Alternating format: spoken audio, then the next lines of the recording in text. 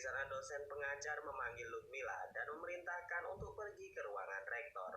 Usut punya usut, di ruangan rektor sudah ada perwira tinggi Soviet yang saat itu tengah membaca biodata Ludmila. Terungkap jika Ludmila memiliki seorang ibu yang merupakan guru bahasa Inggris, sedangkan sang ayah adalah perwira di Satuan Polisi Rahasia Uni Soviet. Maksud dan tujuan Pak Perwira memanggil Ludmila adalah karena ia mendapatkan laporan dari instruktur tembak yang mengatakan jika Ludmila sangat berbakat dan berpotensi menjadi seorang sniper yang sangat mematikan.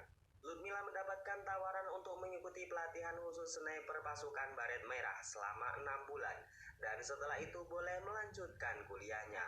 Ludmila yang masih bingung tidak memutuskan untuk bersedia. Ia justru mengatakan apa resiko jika ia menolak tawaran tersebut. Sang perwira lalu mengatakan tidak ada konsekuensi apapun jika Ludmila menolak tawaran ini. Namun Ludmila sebaiknya memikirkan lagi karena untuk mendapatkan pelatihan khusus sniper Baret Merah tidak sembarang orang dan itu sangat terkhusus. Setelah meminta izin dengan kedua orang tuanya, akhirnya Ludmila memilih untuk mengambil tawaran tersebut. Ia dan calon sniper pasukan Baret Merah diberikan pelatihan yang sangat keras dan juga disiplin.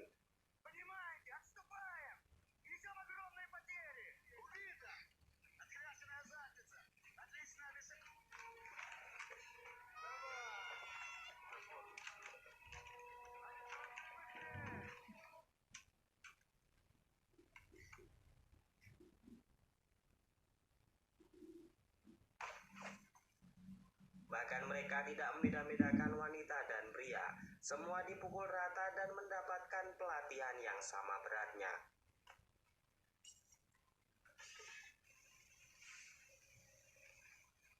Pelatihan yang direncanakan akan usai 6 bulan ternyata belum juga selesai. Hal ini dikarenakan meletusnya perang yang tidak terduga dengan diawali serangan blok poros yang terjadi di awal bulan Juni 1941. Hal ini membuat perwira Soviet memutuskan untuk mempersingkat pelatihan dan peserta yang lulus akan dikirim di blok depan untuk mempertahankan kota Odessa. Ludmila yang menjadi salah satu lulusan terbaik pelatihan pasukan sniper ditugaskan bersama dengan Komandan Makarov. Ia merintahkan kepada Ludmila untuk menargetkan komandan musuh sebagai sasaran utama.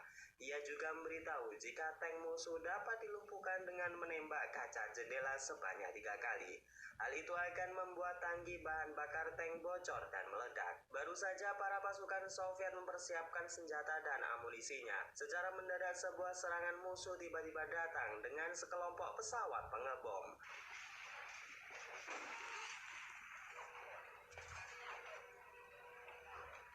Tak lama kemudian serangan musuh disusul dengan pasukan tank baja yang terus memberondong pasukan Soviet.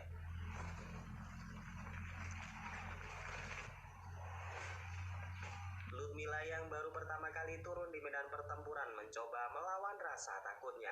Ia merangkak menyusuri parit dan mencari senjata rekannya yang masih dapat digunakan. Setelah menemukan senjata, Ludmila memberanikan diri keluar dari persembunyian dan membidik kaca jendela tank musuh.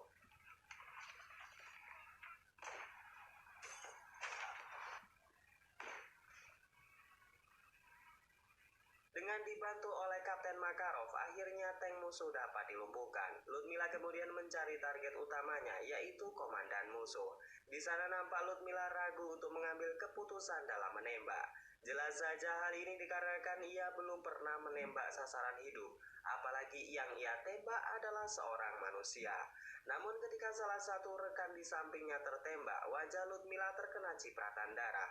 Hal ini membuat keberanian dalam dirinya kembali bangkit, dan ia pun melesatkan satu tembakan yang membuat komandan musuh langsung tumbang.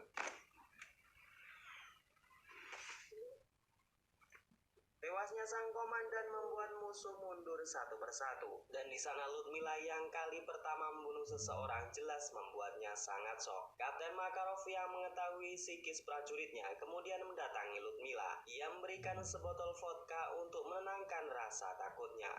Keberhasilan pasukan sniper dalam memukul mundur musuh sangat diapresiasi oleh perwira Soviet. Bahkan Panglima Perang Jenderal Petrov yang mengetahui Ludmila yang membunuh komandan musuh kemudian memberikan sebuah hadiah.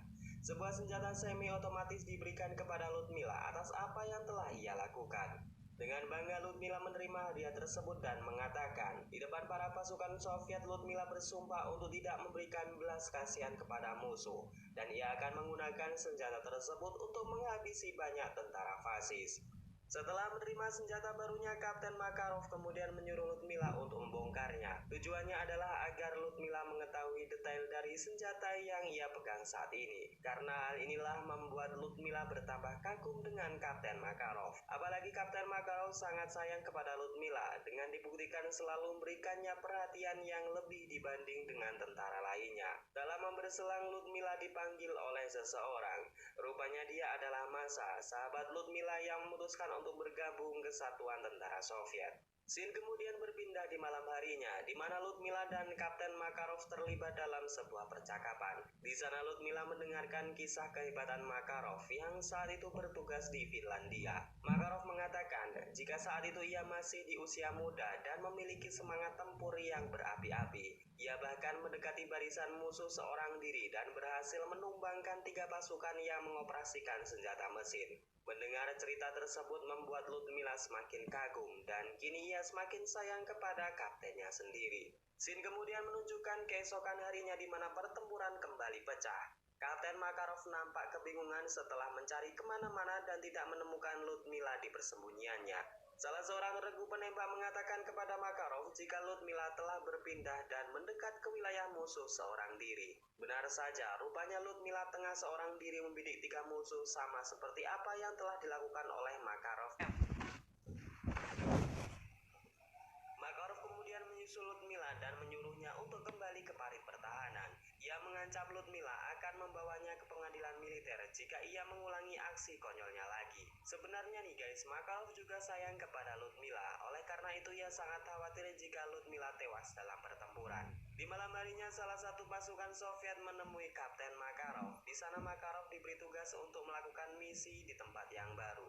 Di saat yang sama Ludmila yang memiliki jiwa ABG tak lagi bisa menahan perasaannya. Ia secara terang-terangan mengungkapkan rasa sayangnya kepada Makarov. Kapten Makarov yang sebenarnya memiliki perasaan yang sama justru menolak perasaan tersebut.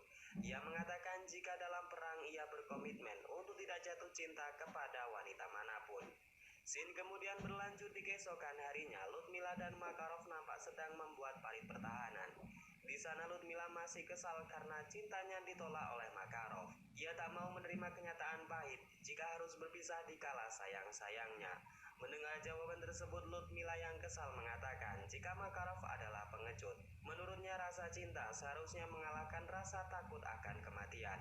Makarov kemudian meninggalkan Ludmila sendirian karena berdebat dengan wanita perihal perasaan tidak ada ujungnya. Namun sebuah hal yang tak disangka-sangka pun terjadi.